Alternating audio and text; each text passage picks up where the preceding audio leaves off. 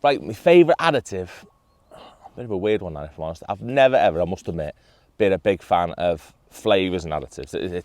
It's something for a long time. I've just thought it didn't make a difference. In the type of fishing I do for little F1s and commercial fishing, I was very unsure about it, massively unsure about it. These days, I'm not going to say things have massively changed. Now this is the flavour you've got to use. But now I definitely use two different additives that I'm going to talk about now for not so much for the flavour thing. The flavour thing's definitely an added confidence boost. That's the big thing with additives, I think, is if you feel that a certain flavour is catching you more fish and giving you more confidence, then put it on. Do you know what I mean? Whatever it is, if it's flipping anything, paraffin, whatever, if you get confidence with it, put it on.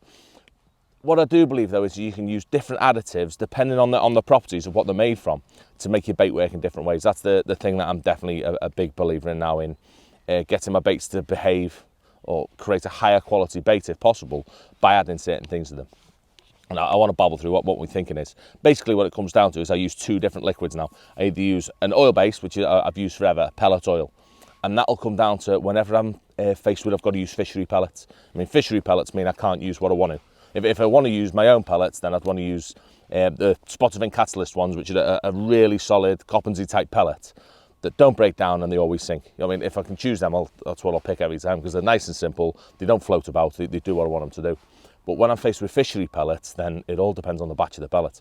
They can behave in so many different ways, and they can be so many different types of pellets, whether they're Coppens, Gretins, floaty batch, whatever, who knows.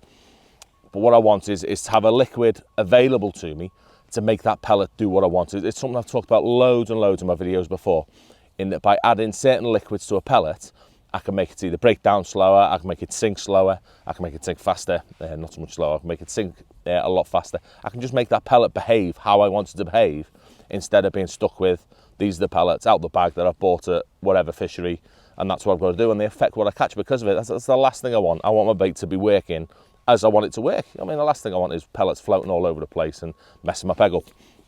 So when it comes to thinking about the pellets, basically it comes down to the type of pellets. That's the biggest thing I want to look at, is whether I'm buying Coppens or Gretins pellets.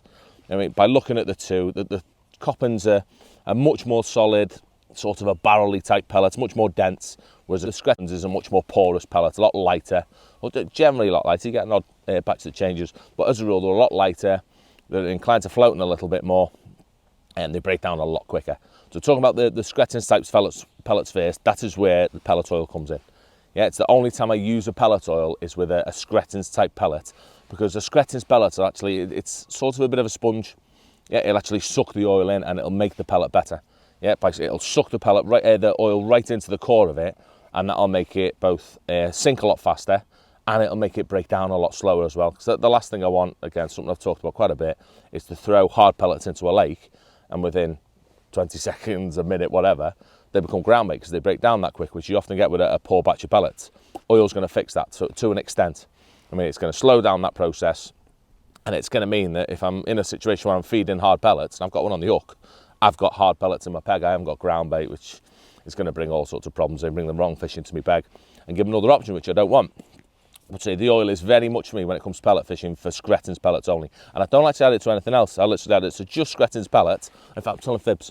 I also have a little tiny tub of drilled Coppens ones that I use on the bomb, that I find it as a little bit of an attraction thing. I mean, whether it works or not, don't know. It's something I play with a little bit, and I put on the hook, and now and again it gets me a bite. Whether it's coincidence, who knows? But yeah, oil's mainly to make your pellets perform better.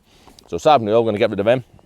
My second liquid, and this is one I've got a bit of an obsession with at the moment, is a glycerin based one. So Spotted Fin do a couple. They do an F1 based one that I use a bit, but mainly I use this caramel bait sauce.